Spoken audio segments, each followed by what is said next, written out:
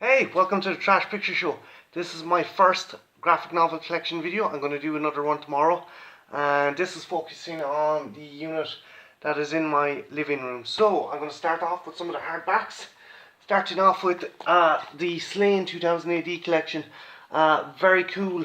It's if you're a fan of 2000 AD, you'd know Slain, you'd know Pat Mills's kind of writing and Simon Bisley's amazing artwork. If you're a fan of kind of Conan the Barbarian, definitely worth a look. Then you have Judge Dredd, The Apocalypse Wars, one of the best stories to come out from the Judge Dredd 2000 AD storyline. You have another great story, Judge Dredd America, another one worth checking out. John Wagner and Callan Marcel are involved in that. You have then Mark Millar and McNiven's Nemesis. This is an interesting story. It's about a organization that lets rich people be a supervillain for a number of times. Very fucked up, very dark, but also very interesting. And if you like Mark Millar stuff like Kick-Ass, well worth a look. Next up, we have Will Sliney's Celtic Warrior, The Legend of Cuchulainn. If you're a fan of Irish legends and folklore, this is definitely one to check out. And Will Sliney is definitely an up-and-coming Irish comic book artist. Next up, we have this fantastic 30th anniversary edition of Aliens. It collects the original comic series by Mark Verheerden and art by Mark A. Nelson. If you get a chance and you're an Alien fan, well worth a look. Next up, we have the JLA Deluxe Edition by Grant Morris and John Gemme, both Volume 3 and 1. He doesn't have Volume 2, but yeah, they're cool. They're definitely an interesting take on the Justice League, and Grant Morrison is a very, very kind of interesting, edgy writer. This one's an anthology. It's Four Color Fear. It's a collection of all the old EC kind of horror stories and shorts, and the art is pretty cool. If you get a chance, definitely pick that up. Classic Alan Moore, From Hell. Forget the movie sucks. Go with comic. The artwork in the comic is amazing, and Eddie Campbell's art style is fantastic. Another Judge Dredd story we have here, Complete Case Files 2. This is, I think, collecting from 79 to 82, and there is Dredd versus One Eye from Flesh. If you get a chance, worth a look. I have Volume 1 of Akira. These books are really good, but they're expensive, so that's why I only have Volume 1.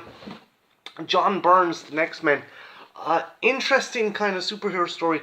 Unfortunately, John Byrne seems to be a bit of a douche. John, my housemate, has kind of told me about some of the stuff he gets up to. But that said, artwork is cool, and the story is rather interesting. Now, I have these. As being a big Punisher fan, I have these Essential Editions.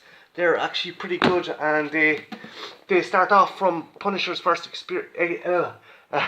appearance in Spider-Man to right up until, I think, 92. And I think these are interesting because they've a lot more balls and teeth, and they're a lot braver than the stuff that came later in the mainstream Marvel Universe. I don't think Frank works well when you put him in with other superheroes. I think it really waters the character down. Speaking of edgy kind of heroes, Moon Knight, original Essential Editions. You have a lot of good writers here. I think Frank Miller was involved in one of these books as well. And if you get a chance, do check out Declan Shelby's run on Moon Knight. Well worth a look. Okay, what else have we got? Art Spiegelman's Mouse. This is an interesting book. It won a Pulitzer for a very good reason. Art Spiegelman's father was in a concentration camp, and he wanted to tell his father's story, but his father was so reserved and didn't want to be associated with such horrible things that Spiegelman basically transferred the kind of identities of certain races into certain species of animals. So the Jews were mice, the Nazis were cats, the Americans were dogs, and so on and such forth. Very good read, very hard read, not something that you'll just pick up and enjoy. This is something that if you're interested into the topic, and if you're interested in history, it is definitely something worth having a look at. Another great Alan Moore comic, V for Vendetta. I think the movie really butchered the storyline. This is a lot more grim and dark and dour than what was presented on the celluloid by the Wachowskis. That movie was kind of all flash and very little substance. If you get a chance, definitely check it out. David Lloyd does the artwork, and it's pretty awesome. Another classic Alan Moore comic, Watchmen again. I think the Snyder movie was a good adaptation. Some of the musical beats and styles were a bit kind of too flashy, but I do think it's one of the better adaptations of these movies. But that said, definitely read the original Watchmen. Next up we have Just the Pilgrim. This is cool. Garth Ennis, one of my favourite comic book writers of all time, and Carlos Esquera, an actual god in 2000 AD.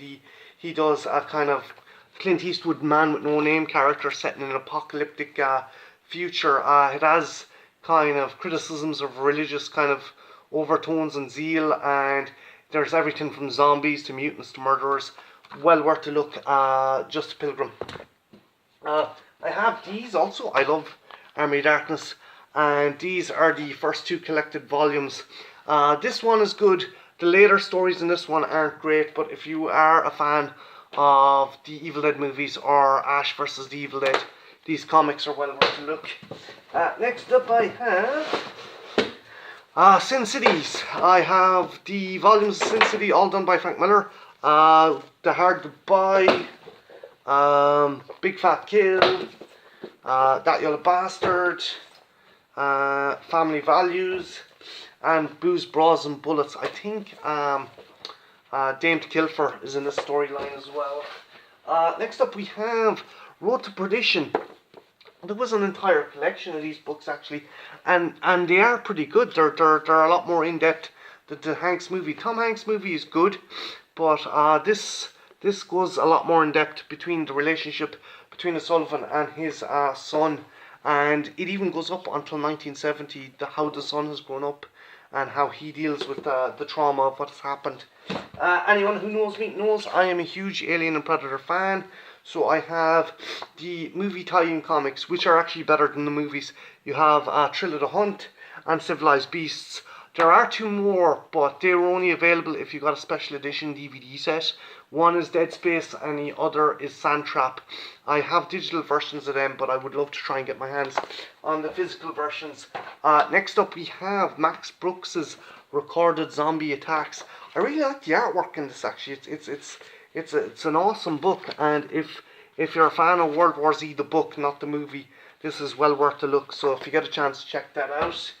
Next up, we have the Essential War Collection, the best war comics ever, and you have stuff from Pat Mills, you have stuff from Charlie's War, you have Vietnam stories, just a whole kind of plitter of really interesting, deep, and kind of they're not action stories, war stories as such.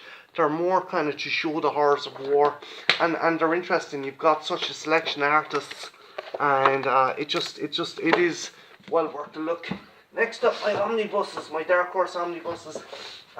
Age of the Reptiles. This is brilliant. Richard Diallo, little to no dialogue in these comics, but the artwork is phenomenal. If you are a fan of dinosaurs or feel like Jurassic Park or any of that kind of stuff, these comics are pretty cool. Next up I have the Predator omnibuses. I have Volume 1, Volume 2, Volume 3, and Volume 4. You guys are probably wondering why I have the omnibuses when I've actually my single kind of collection of graphic novels. Some of the stories are actually very hard to get. I find the Alien graphic novels were published a lot more frequently than the Predator ones, and a lot of the Predator ones were just one-shots, so the omnibuses are good if you want to kind of catch up in your collection. Also have the Mask collection. Yeah, anyone who kind of was wondering, the Mask is a lot more violent. Its origins in the comic book, he was originally a character by Dark Horse Comics, and it was kind of a lampoon on how violent would a Tex Avery cartoon be if it happened in real life, and yeah, it'd be pretty damn violent. Next up we have Terminator, the Terminator Omnibus, Volume 1. Really cool stories and really cool artwork. Obviously, this stuff isn't considered canon, but it's pretty cool. The artwork in it is pretty awesome. You have Matt Wagner, James Robson, John Accardi, and Ian Edginton, a fantastic guy from Dark Horse Comics. And we have the Buffy Volume 1. This actually has an adaptation of the original Joss Whedon movie, but it's done to kind of fit more into the series canon, and if a couple other writers. It's pretty cool, and I think there's a Spike and Darla story in here. So if you're a Buffy fan and you want some really good Buffy stories, get Volume 1 of the Omnibus. Okay, next up, I'm gonna have a lot to go through. We have Spooks. This is kind of a very Penny Dreadful story. It's about a group of mercenaries who investigate paranormal activity, and yeah, if you like the likes of League of Extraordinary Gentlemen and you like kind of real French artwork, definitely go with Spooks. Good comic.